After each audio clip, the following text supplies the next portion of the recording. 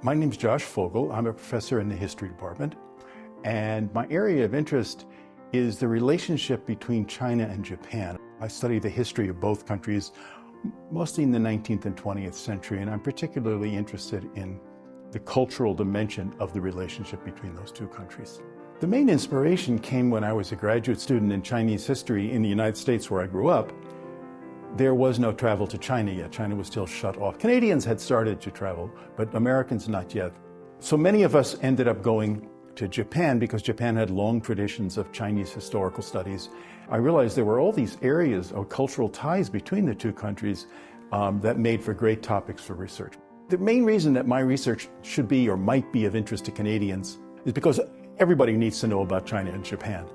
But what people don't necessarily know is that the bilateral relationship between those two countries is probably the most important one in all of East Asia.